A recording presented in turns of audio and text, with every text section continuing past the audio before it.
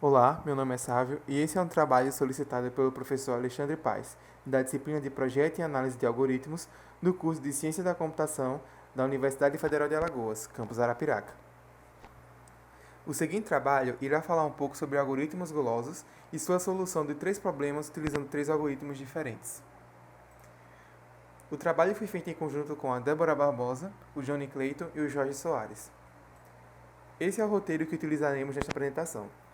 Falaremos uma breve introdução sobre o algoritmo guloso, desenvolveremos dois problemas utilizando o algoritmo Dijkstra e o algoritmo Prim, e desenvolveremos o problema da coloração de mapas por N cores. O algoritmo guloso é uma técnica de projeto de algoritmos que tenta resolver o problema fazendo a escolha localmente, ótima, em cada fase, com a esperança de encontrar um ótimo global. Em alguns problemas, a estratégia gulosa pode assegurar a obtenção de soluções ótimas, mas isso não é nada comum. Porém, ela ajuda em problemas de classe NP difícil e NP completo. Em geral, o algoritmo guloso tem 5 componentes. O primeiro deles sendo um conjunto candidato, onde é criada uma solução, uma função de seleção, que seleciona o melhor candidato para ser adicionado à solução, uma função de viabilidade, que é usada para determinar se o candidato pode ser utilizado para contribuir para uma solução, uma função objetivo, que atribui um valor a uma solução, e uma função de solução, que é onde se encontra a solução completa. Algumas características do algoritmo guloso é que ele jamais se arrepende de uma decisão, pois elas são escolhas realizadas de forma definitiva, não leva em consideração suas consequências, ela pode fazer muitos cálculos repetitivos e nem sempre produz a melhor solução, e quanto mais informações, maior a chance de produzir uma solução melhor. Os algoritmos gulosos são diferentes da programação dinâmica, onde a programação dinâmica escolhe ou pode depender da solução dos subproblemas, enquanto o algoritmo guloso vai tentar escolher a melhor solução daquele momento. Algumas vantagens e desvantagens dos algoritmos gulosos é que ele é simples e de fácil implementação, os algoritmos são de rápida execução e podem fornecer a melhor solução, ou o estado ideal. Porém, ele nem sempre produz ou conduz a soluções de ótimas globais, pode efetuar cálculos repetitivos, escolhe o caminho que, à primeira vista, é mais econômico e pode entrar em loop se não detectar a expansão de estados repetidos. Agora falaremos sobre o algoritmo de Dijkstra e do algoritmo de Prim. O algoritmo de Dijkstra foi criado pelo Edsel Dijkstra, que foi um cientista da computação holandês conhecido por suas contribuições na área de desenvolvimento de algoritmos e de programas de linguagem de programação, além de sistemas operacionais e processamento distribuídos. O algoritmo de Dijkstra considera um conjunto S de menores caminhos, iniciado com o vértice inicial I, e a cada passo do algoritmo, busca-se nas adjacências dos vértices pertencentes a S, aquele vértice com menor distância relativa a I, e adiciona-o a S, e então repete os passos para que todos os vértices alcançáveis por I estejam em S. Alguns exemplos de grafos podem ser o grafo direcionado, o grafo não direcionado e o grafo direcionado ponderado. Este último utilizaremos para o nosso exemplo. Aqui temos um exemplo do algoritmo de Dijkstra, onde temos um conjunto de vértices, ou um grafo, que tem um início e um final. E a nossa tarefa é fazer com que cheguemos até o final utilizando o menor caminho possível. Logo, poderemos perceber que o melhor caminho possível até chegar ao final utilizando o menor custo será o caminho início, com a ponderação 5, e logo após o A para o D com a ponderação 2 e do D para o final com a ponderação 1. E a distância ou o custo da distância será 8 e o caminho início, A, D e final. Agora, olhando este problema de uma visão de algoritmos, temos aqui um algoritmo criado em JavaScript, onde criamos uma const problema, que teremos todos os vértices e seus apontadores.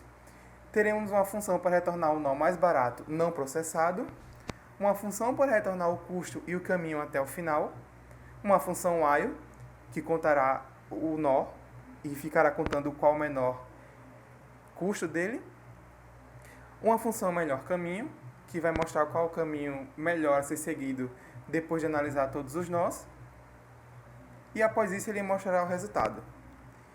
Rodando o nosso código, utilizando aquele problema como exemplo, teremos o mesmo resultado, tendo a distância como 8, ou o custo como 8, e o caminho tendo início no vértice início, vértice A, vértice D e vértice final. Olá, me chamo Johnny e vou falar sobre o algoritmo PRIM. Bom, esse algoritmo ele tem como seu desenvolvedor original o matemático tcheco Wojciech Jarnik. Ele descobriu esse algoritmo em 1930, porém, 27 anos depois, o cientista Robert Prim redescobriu de forma independente esse algoritmo e acabou nomeando ele com seu nome. Ele publicou em um artigo esse algoritmo, então eu creio que por isso ele seja mais reconhecido como algoritmo Prim. No entanto, 2 anos após, o Dijkstra acabou redescobrindo de forma independente também esse algoritmo, e hoje ele pode ser reconhecido por 3 nomes: algoritmo Jarnik, que é do desenvolvedor original, algoritmo Prim e algoritmo DJP, que são as iniciais do Dijkstra, do Jarnik e do Prim. Mas, bom, como funciona esse algoritmo? Eu vou tentar explicar de uma forma mais prática. Vai existir um grafo X, que não pode ser um grafo dirigido, ele precisa ser conexo e tem que possuir valores nas suas arestas para poder calcular o custo. O que o algoritmo de Prim vai fazer? Ele vai cultivar um subgrafo gerador. Gerador é quando possui todos os vértices do grafo original. A partir desse subgrafo gerador, ele vai se tornar uma árvore geradora mínima. Mínima porque ela possui o menor valor dentre todas as outras árvores possíveis que podem ser formadas a partir do grafo X. E essa árvore geradora mínima é o que vai resolver os problemas propostos para o algoritmo Prim. Um exemplo clássico de problemas para esse algoritmo é o das cidades que possuem estradas de terra, que precisam ser asfaltadas. Isso vai interligar essas cidades.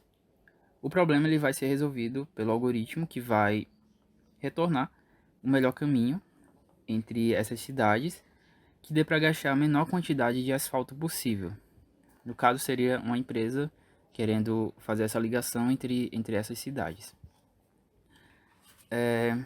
Vai ficar melhor para visualizar quando eu for fazer a diferenciação entre o Dijkstra e o Prim, que no caso é agora. O Prim e o Dijkstra a gente pode aplicar em problemas diferentes. O Dijkstra ele é utilizado para problemas para encontrar o menor caminho. Por exemplo, você precisa fazer uma entrega do ponto A ao ponto B. O algoritmo ele vai poder calcular o menor caminho entre as ruas para você sair do seu ponto de início até o ponto de entrega.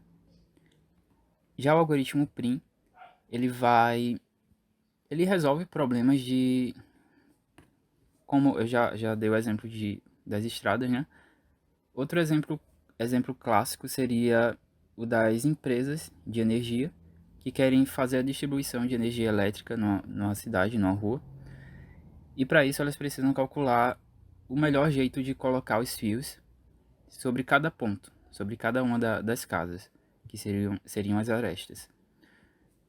Essa é a diferenciação.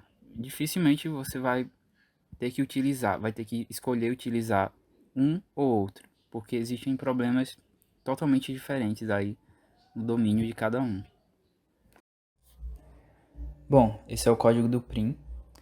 Ele é um código bem simples. Aqui é a função do algoritmo. Ele vai receber o grafo com o seu vértice inicial, a raiz. Aqui ele vai ter uma lista com todos os seus vértices, menos a raiz. Que nessa estrutura de repetição aqui, ele vai buscar por cada um dos vértices. Aqui ele vai definir o mínimo da árvore geradora para poder comparar aqui, que é onde ele vai calcular o custo de cada uma das arestas. Ele calculou, se for menor que esse mínimo aqui, que está definido como infinito na primeira vez, né, que rodar, ele atualiza essa parte aqui, onde ele vai adicionar esses vértices nessa lista e vai atualizar o peso da árvore, o peso o custo final. E aqui ele retorna os dois. Olá, meu nome é Jorge e eu vou falar um pouco sobre a coloração de mapas por N cores e a abordagem para resolver esse problema utilizando algoritmos gulosos. Primeiro, a gente vai observar o mapa como um grafo, onde cada parte do mapa seria um ponto, um nó do grafo, e as ligações entre os nós seriam as arestas. O grafo é formado por dois conjuntos, o conjunto de arestas e o conjunto de vértices. O problema da coloração. A coloração dos vértices de um grafo não dirigido é uma atribuição de cores aos vértices, tal que cada vértice recebe uma só cor. Uma coloração do gráfico é válida se as duas pontas de cada aresta têm cores diferentes. Então é o seguinte, o problema da coloração é colocar uma cor para cada vértice no grafo sem que a mesma cor se ligue. Então não pode ter a mesma cor, por exemplo, um ponto vermelho aqui e outro vermelho aqui. Não pode. Esse é o problema.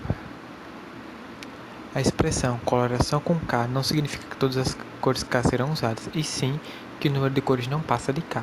Então isso quer dizer o seguinte, no caso da coloração do mapa com N cores, isso quer dizer que o mínimo de cores preciso para colocar colorir o grafo é N, e não que vão ser usados N cores, mas o número mínimo precisado é N. É o problema da coloração mínima de vértices. Dado um gráfico, é um subproblema desse problema da coloração, que é estar num gráfico não dirigido G, encontrar uma coloração válida de G com o menor número de cores possíveis. Aí algumas aplicações do problema.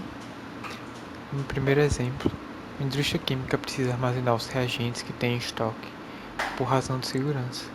Alguns pares de reagentes não podem ficar no mesmo galpão. Qual o número mínimo de galpões necessário para armazenar todos os reagentes? No caso desse exemplo, cada reagente é um vértice do grafo e reagentes incompatíveis definem arestas de cada galpão e uma cor.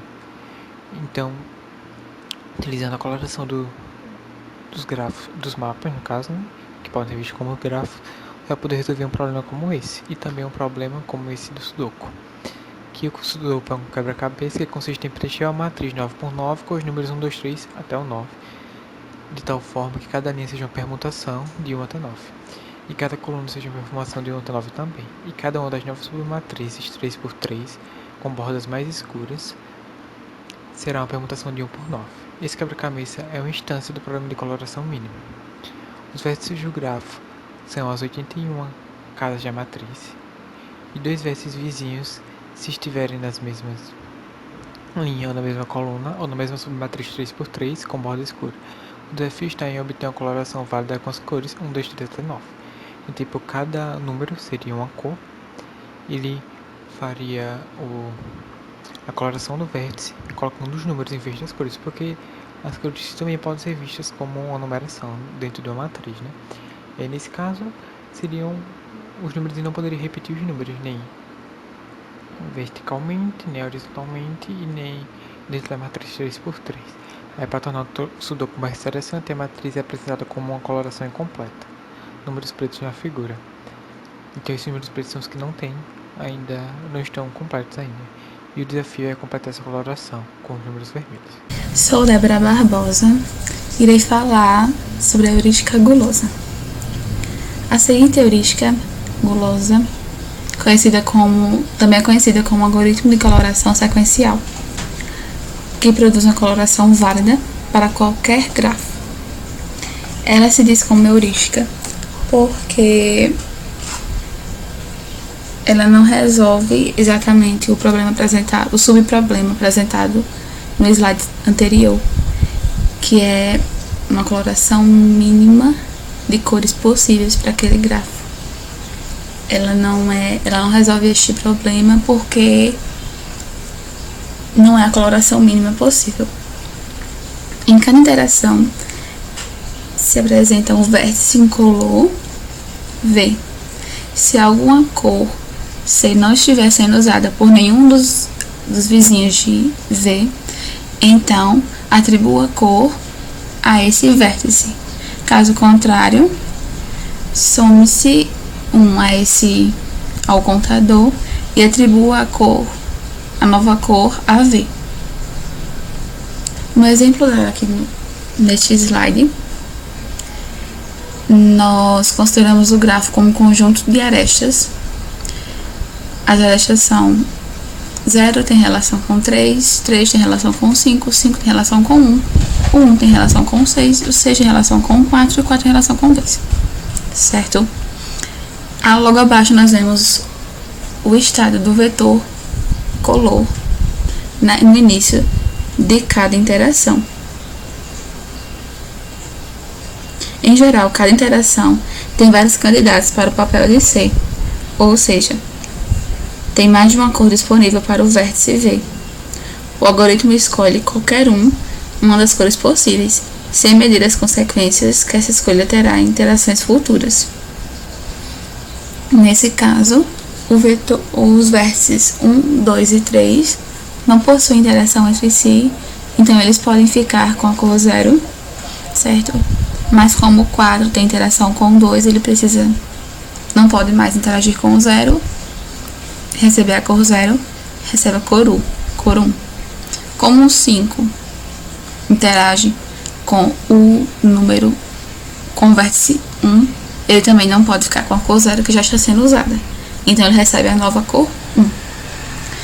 E o 6, ele interage com o 1, não poderia ficar com a cor 0, mas também ele não pode ficar com a cor 1, porque ele já interage com o 4, então ele fica com uma nova cor 2. Nesse caso, aplica-se bem o algoritmo guloso, só é uma coloração válida, porém esse gráfico poderia ser resolvido apenas com 2 cores, então não é uma solução ótima, é uma solução parcial válida, mas não é a solução ótima. É caracterizado nesse caso como coloração sequencial, porque ela atribui ao vértice o menor índice de cor não utilizado pelos seus vértices adjacentes, como nós veremos na implementação a seguir. Nesta classe grafo, nós recebemos um vetor de cores, uma lista de cores. Logo depois,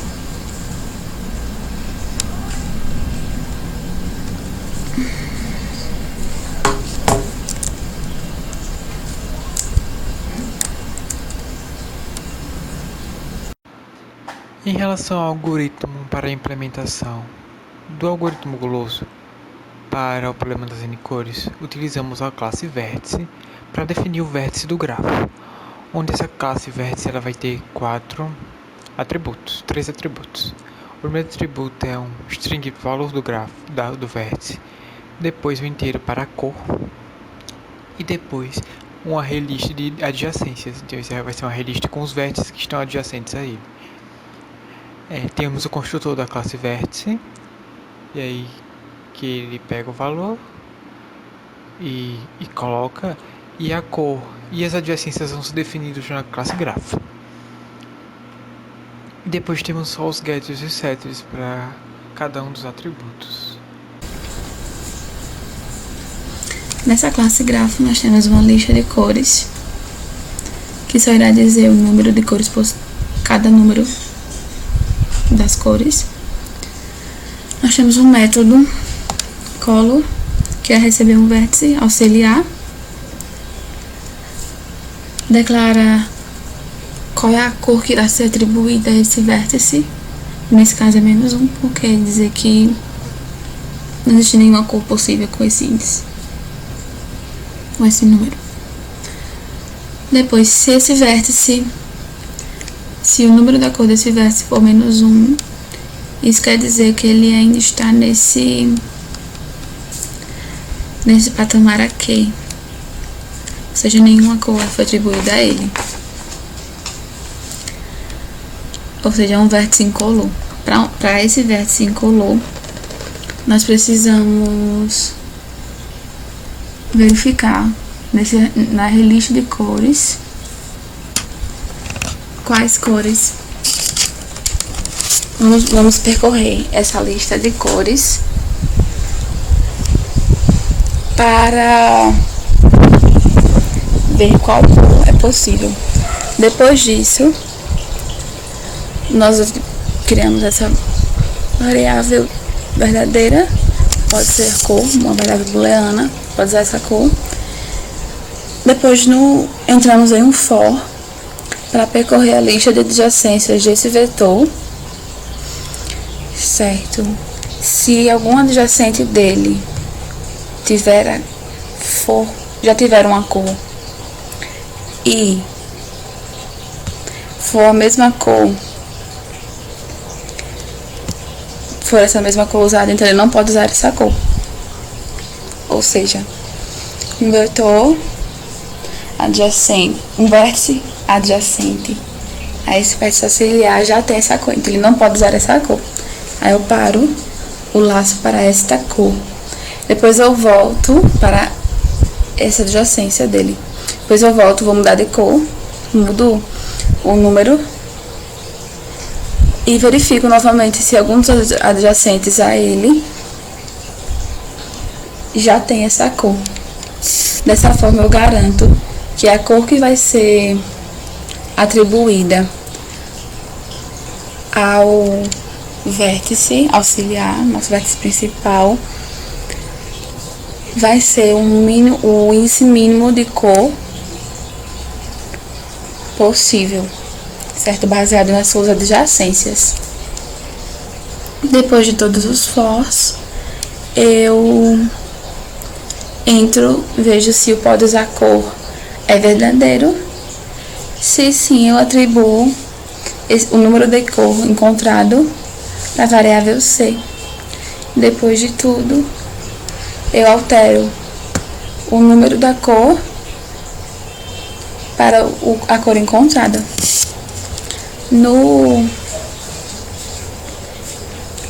Na parte main, eu só preciso chamar